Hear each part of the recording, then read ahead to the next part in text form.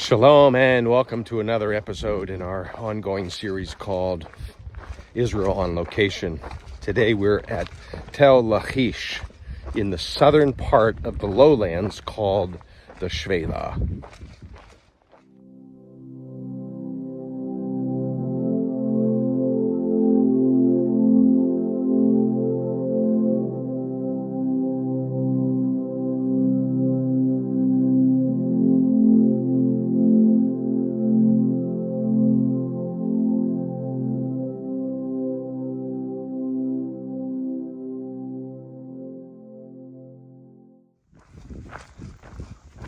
The site of Lachish, according to Joshua 10, was taken by Joshua in 2 days. It would later become a fortified Judean city under the rule of Rehoboam. That's 2 Chronicles 11. Archaeologically, we find a number of interesting things here. In fact, let me just pop in here first, because in one of the chambers of the gate, the inner gate, they found, as suggested, 2 incense altars, and even with a horn right there, one of the 4 horns of this altar. And they also found a toilet. Now, I believe 3 toilets from the First Temple period have been discovered. This tells us that there must have been cultic activity going on here in this gate complex. We'll call it a high place, and kings like Hezekiah and Josiah brought these to an end.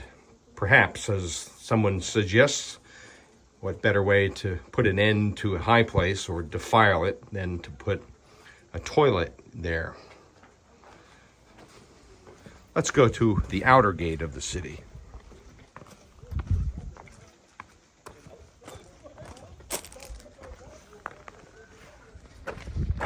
Back in 1938, James Starkey excavated this outer gate. This city, I should say, had 2 gates, an outer and inner gate. But here in this outer gate, they found 18 or 20 ostraca, little pieces of pottery with an inscription on it. And you can see behind me, this is an enlarged version of what now has been called Lachish letter number 4. This is significant because this one letter, it's displayed, by the way, the original letter, ostracan, in the Israel Museum. But it mentions 2 cities that apparently could see the fire signals between each 2. The 2 cities named on this ostraca are Lachish here and Azekah a little further north in the Elah Valley. Well, what's so significant is that Jeremiah chapter 34 verse 7 mentions that the 2 last standing Judean cities at the time of the Babylonians were indeed these same 2 cities, Lachish and Azekah. So that's an archaeological confirmation of the biblical record. And that happens all the time. So here in this gate complex, not only this outer gate, but the inner gate that we just saw, we can use archaeology and match it up perfectly with what is recorded in the Bible. The city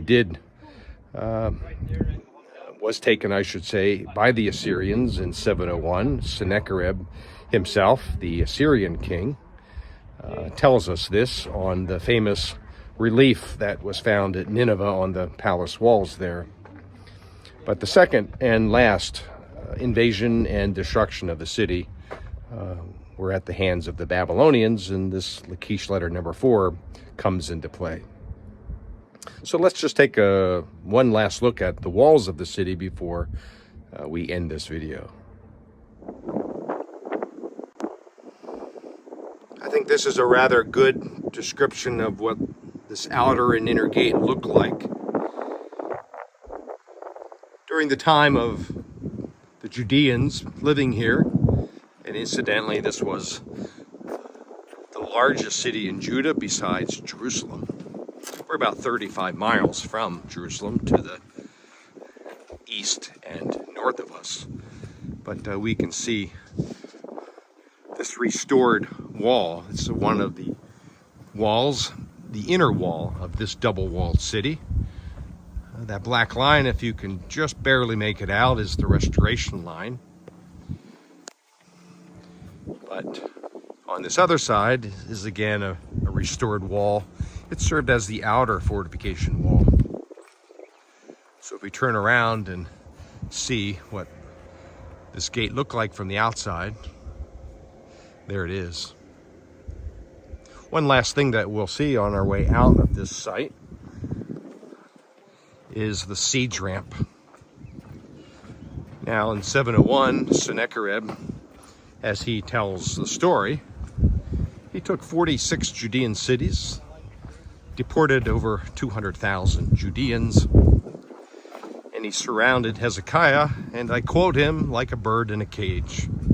That would be in Jerusalem.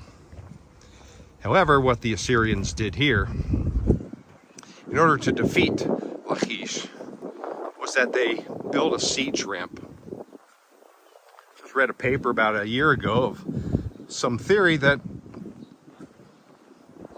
this individual believes that the siege ramp that we're looking at in front of us now could be built in 10 days. That would be remarkable. But just think of these Assyrians, the army of the Assyrians built this siege ramp. Part of it is now not here because they excavated before they knew really what it was. But you can see it climbs this hill all the way to the top of the site. So on the siege ramp, they placed battering rams. In fact, the relief hints at 5 battering rams were used to knock down the walls, the towers way on top. In fact, we can sort of zoom in there and take a look. Could you imagine how violent this war must have been, this battle for this city? Unfortunately, the Judeans lost this battle, but Jerusalem was not taken by the Assyrians and Sennacherib. So one more view of this double-walled city here in the southern Shephelah called Lachish. Until next time, shalom.